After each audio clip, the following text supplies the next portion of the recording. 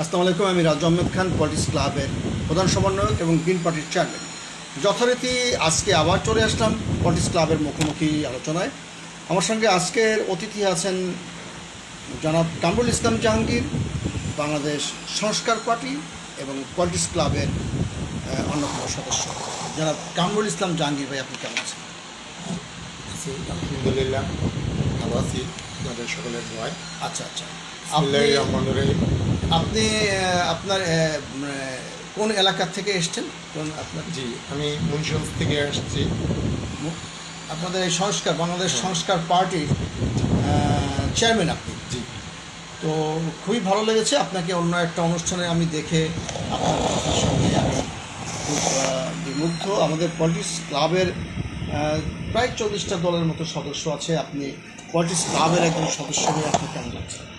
আমি আনন্দিত এবং গর্বিত এই পলিটিক্স ক্লাবের একজন সদস্য হয়ে, এবং আপনাদের এই ক্লাবে আমরা যে বিভিন্ন কর্মসূচি আপনারা নেন, এই কর্মসূচিতে আমি অংশগ্রহণ করে এবং নিজের অভিব্যক্তি প্রকাশ করার একটা প্ল্যাটফর্ম আমরা পেয়েছি।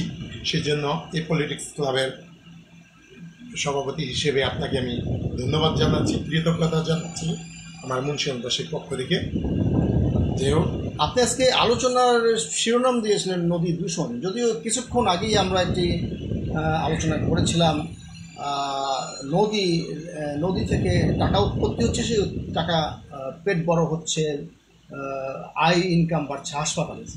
তার মানে এই পানিবাহিত অসুখে মানুষ মরছে এবং সেগুলো খরচ করছে হাসপাতালে। আলোচনা করেছিলেন বাংলাদেশ মুসলিম কমিটির চেয়ারম্যান আমির আলী হাওলাদার, এবং আপনি আমাদের পাশে ছিলেন। আপনি এই নদী দূষণ সম্পর্কেও বলবেন। আপনার কথা শুনছেন হানিফ বাংলাদেশি এবং শেখ মোহাম্মদ আব্দুল মতিন। জি জাহাঙ্গীর ভাই, বলেন আপনি কীভাবে নদী দূষণকে কীভাবে দেখেন, কেন নদী দূষণ হয় এবং এই নদী দূষণ থেকে কীভাবে রক্ষা পাওয়া যায়? জি, ধন্যবাদ আপনাকে এবং যারা শুনছেন, দেশ বিদেশে যারা আমাদের এই দেখছেন, সকলকে ধন্যবাদ ও কৃতজ্ঞতা। তো আমি এ বিষয়ে না বললেই নয়, আমরা নদী দূষণ বিষয়ে ব্যাপক কাজ করছি। বিশেষ করে 2005 সাল থেকে আমি ব্যক্তিগতভাবে বহু কাজ করেছি। বিশেষ করে আজকে যে সারা বাংলাদেশে নদী দখলমুক্ত করছে, সেটার অবদান আমি ব্যক্তিগতভাবে মনে করি আমি এবং আমার সাথে যারা ছিল। আপনারা জানেন 2010 সালে যখন আমরা এই নদী দখলদারিত্বের বিরুদ্ধে আমরা মানববন্ধন করেছি, আমরা গণস্বাক্ষর নিয়েছি জনগণের, এবং আমরা নদীর তলদেশে শুষ্ক মৌসুমে যে নদীর তলদেশ জাগ্রত হয়, তখন নদীর তলদেশে আমরা বসে অবস্থান কর্মসূচি পালন করেছি। এবং আমাদের এই কর্মসূচির মাধ্যমে আমরা আমাদের এলাকায় একটি খাল আছে, নয়নের খাল। ওই নয়নের খালে প্রথম আলোতে আমরা একটি প্রতিবেদন প্রকাশ করেছি যে নয়নের খাল আর নয়ন জুড়ায় না। কারণ এই খাল যে দখল হয়ে যাচ্ছে, এবং অনেকের প্রশাসন, বিশেষ করে যে এলজিআরডি রোডস অ্যান্ড হাইওয়ে, এরা যে ব্রিজগুলি করছে, এই ব্রিজগুলি করাতে ব্রিজের মাঝখানে যে পিলার দিয়ে দেয় নদীর মাঝখানে, এই পিলারটা দেওয়ার কারণে এই নদীতে ওই খালে আর নৌকা জলযান প্রবেশ করতে না পারাতে তখন ওই নদীর পাশের খালের পাশে যারা জনবসতি থাকে, তারা ওই খাল দখলে তারা উন্মত্ত হয়ে যায়। আর যদি নদীতে ওই খালে যদি নৌযান চলাচল করে, তাহলে তারা এগুলি করতে পারে না। যাই হোক, এ বিষয়ে আমরা বিভিন্ন কর্মসূচি পালন করেছি, এবং আমাদের এই কর্মসূচির ফলে আমরা যেই প্রথম আলোতে যে প্রতিবেদনটা ছাপা হয়েছে যে নয়নের খালার নয়ন জুড়ায় না, এই বিষয়ে মহামান্য সুপ্রিম কোর্টের যে আইনজীবী ছিল মঞ্জিল মোর্শেদ এবং বিভিন্ন বিচারকবৃন্দ, এরা স্বপ্রণোদিত হয়ে একটি রোলনীতি জারি করে সরকারের প্রতি, স্থানীয় প্রশাসনের প্রতি, বিশেষ করে মুন্সিগঞ্জের জেলা প্রশাসক, মিরকাদিম পৌরসভার মেয়র সহ উপজেলা নির্বাহী অফিসার, অন্যান্য যে কর্মকর্তা আছে, তাদের বিরুদ্ধে রুলনীতি জারি করে।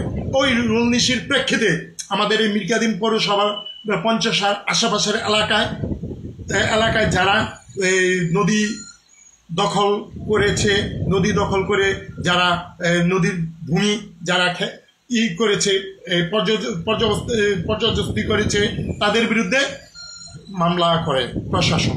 এই মামলা করার পরে পরবর্তীতে দেখা যায় এই মামলা করার পরে তারা তাদের গণহারে প্রায় 57 জনের নামে মামলা হয়। এরপরে অনেক কিছু হয়, যাই হোক ওগুলি আভ্যন্তরীণ ব্যাপার, আমি আর না বললাম না।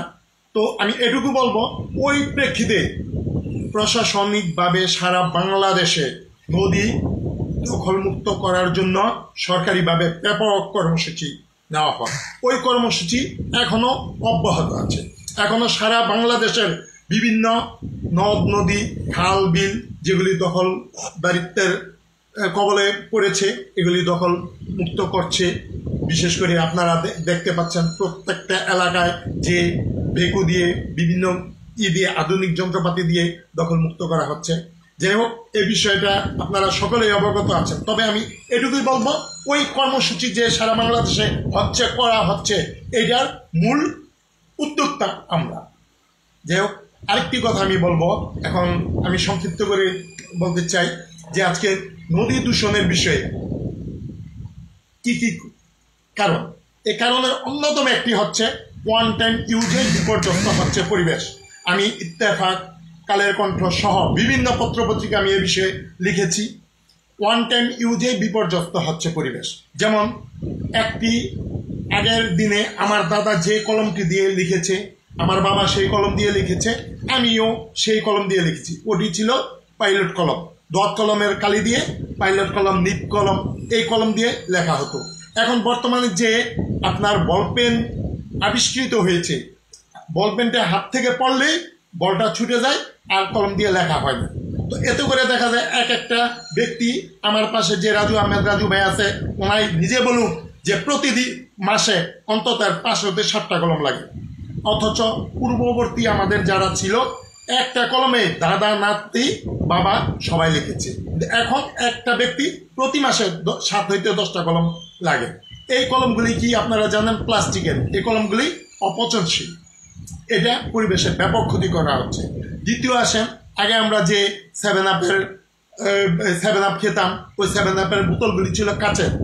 এই বোতলগুলি একটা বোতলে 1000 বার 7 আপ করে প্রসেস করে আনতো, মানুষ খেত।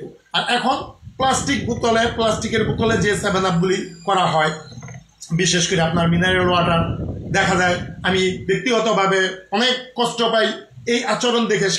সর্বসাধারণ জনগণের আচরণ দেখে। একটা রিক্সাওয়ালা রিক্সা চালাইতেছে, রিক্সা রেখা আইসা রিক্সার উপরে পা রেখা দোকানদার বলে এই একটা পানি দাও, ঠান্ডা পানি দাও। সে 20 টাকা দিয়ে একটা ঠান্ডা পানি নিয়ে পান করতেছে। পান করে কি করলো, সেই বোতলটা রাস্তার পাশে ফেলাই দিতেছে। এভাবে করে ওই বোতলটা অপচনশীল, ড্রেনে নর্দমায় যেয়ে পড়তেছে, ড্রেন বন্ধ হইতেছে এবং এইটা যেয়ে খাল বিলে যেয়ে পড়তেছে। এই একটা দূষণের কারণ। দ্বিতীয় দূষণের কারণ হচ্ছে, যতদিন বাংলাদেশে আপনার প্লাস্টিক আবিষ্কৃত হয় না, বিশ্বের মধ্যে পলিথিন আবিষ্কৃত হয় না, ততদিন এই পৃথিবী ছিল আপনার নির্মল, পরিবেশ ছিল শান্ত পরিচ্ছন্ন। পৃথিবীতে প্লাস্টিক এবং পলিথিন আবিষ্কৃত হওয়ার পরেই এই পৃথিবী এক অভিশপ্তে জর্জরিত হয়ে গেছে। আজকে অভিশপ্তে জর্জরিত হওয়ার ফলে আপনারা যারা আছেন, যারা শুনতেছেন আমার কথা, তারা বুকে হাত দিয়ে বলুন, 30 বছর পূর্বে, 35 বছর পূর্বে আপনার বাড়ির আশেপাশের যে ছোট খাটো নালা, খাল, পুকুর ছিল, ওখানে আপনারা নির্দ্বিধায় অনর্গল সাঁতার কেটেছেন। ওই খালের পানি সবাই এনে পান করেছে, মা বোনেরা ওই খালে গোসল করেছে এবং ওই পানি দিয়ে রান্না বান্না সব হয়েছে। আর আজকে ওই খাল তো দূরের কথা, খাল তো বইরা শেষ, ভরাট কইরা শেষ।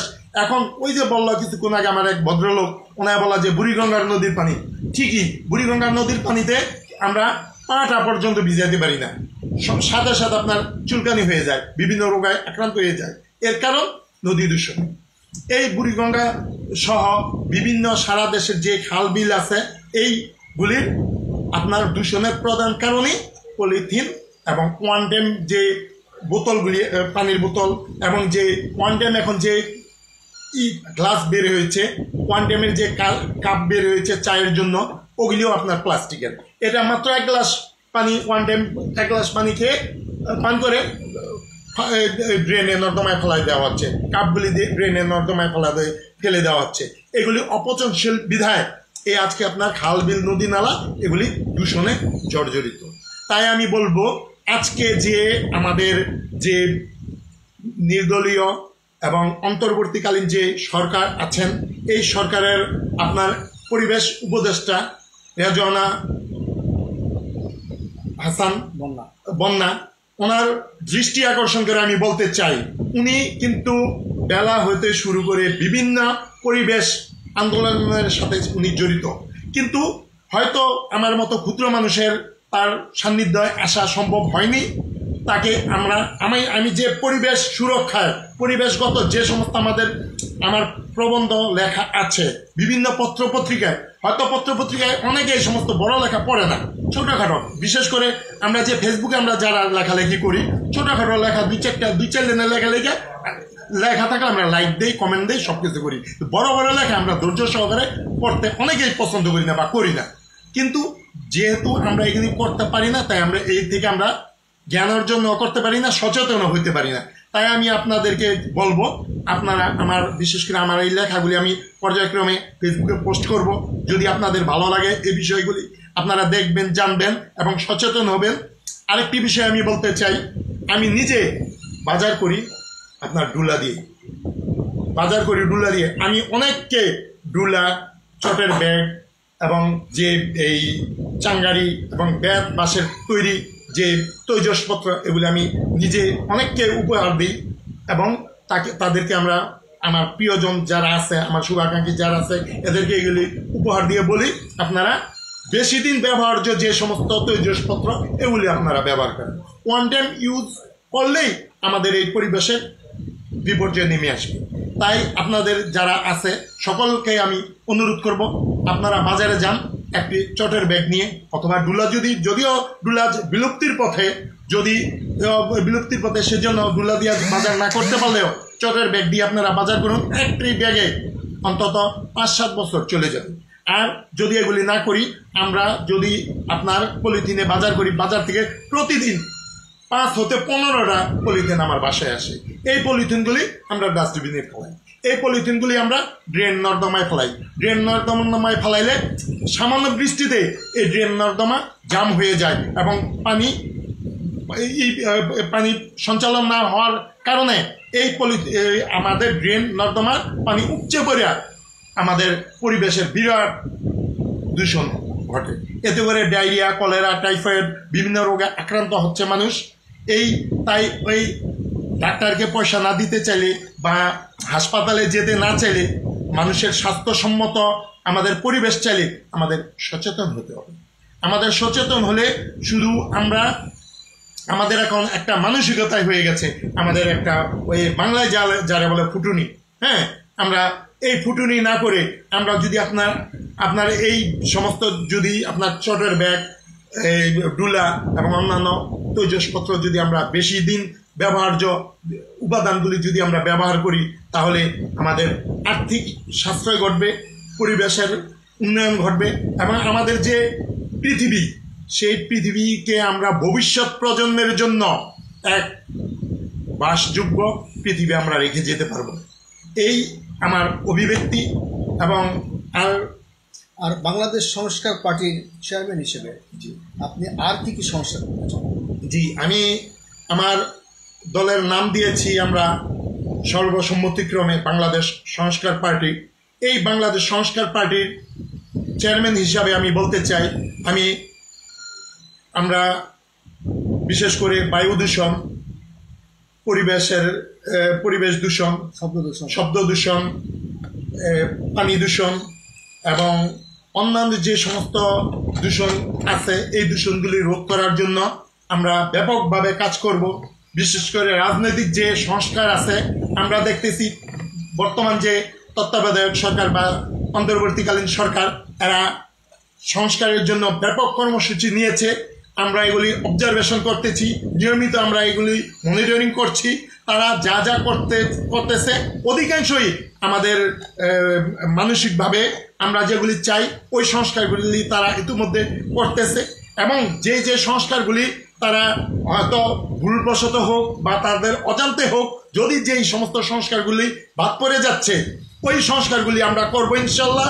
এবং এই সংস্কারগুলি আমরা ব্যক্তিগতভাবে করার চেষ্টা করে যে আমরা একটা প্রবন্ধ রচনা করে আমরা বর্তমান সরকার প্রধান ডক্টর মোহাম্মদ ইউনূস উনি আছেন এবং পরিবেশ উপদেষ্টা রেজওয়ানা হাসান উনি আছেন এবং উপদেষ্টা মণ্ডলীর যারা যারা আছেন তাদের সাথে আমরা সরাসরি সাক্ষাৎ করে আমাদের এই প্রবন্ধগুলি তাদের কাছে হস্তান্তর করব এবং এ বিষয়ে তাদের সহযোগিতা কামনা করব।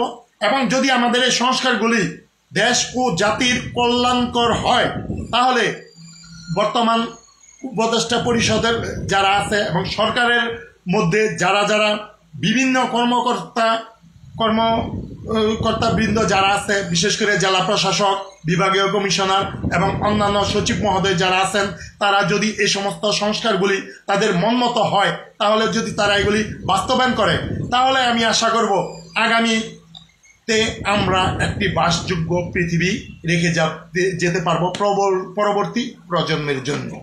আপনাকে অসংখ্য অসংখ্য ধন্যবাদ। আমরা কথা বলছিলাম কামরুল ইসলাম জাহাঙ্গীর ভাইয়ের সঙ্গে, উনি বাংলাদেশ সংস্কার পার্টির চেয়ারম্যান। আপনাদের দলের মহাসচিবের নাম কি? যে আমাদের দলের মহাসচিব অ্যাডভোকেট আব্দুল কাদের। জি, আমি চাই যে আপনারা দেশ গড়তে যুগোপযোগী সিদ্ধান্তগুলো নেবেন, সরকারকে সাহায্য করবেন যখন যে সরকারে থাকুক না কেন। আপনারা একটি জনগণের ভোট ভাতের অধিকার রক্ষায় কাজ করছেন এবং আপনারা জনগণের ম্যান্ডেট নিয়ে যদি জনপ্রতিনিধি হন, দেশের নানান বিষয় বিশেষ করে পরিবেশ এবং শব্দ দূষণ, তারপরে বায়ু দূষণ, পানি দূষণ এবং নানান অসঙ্গতির বিরুদ্ধে কাজ করতে পারবেন, সেই আশাবাদ আমরা ব্যক্ত করছি। পয়েটিক্স ক্লাবের অন্যতম সদস্য কামরুল ইসলাম জাহাঙ্গীর ভাই, আপনাকে অসংখ্য অসংখ্য ধন্যবাদ। জি, আপনাকে অসংখ্য ধন্যবাদ। এবং যারা ধৈর্য সহকারে কষ্ট করে আপনাদের যে ব্যক্তিগত কার্যক্রম, এই কার্যক্রমকে স্থগিত রেখে আমার মতো ক্ষুদ্র এই কামরুল ইসলাম জাহাঙ্গীরের ব্যক্তিগত মতামতগুলি আপনারা ধৈর্য সহকারে শুনলেন, তাদেরকে আমি অসংখ্য ধন্যবাদ সহ কৃতজ্ঞতা প্রকাশ করছি আপনাদের প্রতি। ধন্যবাদ সকলকে। আসসালামু আলাইকুম।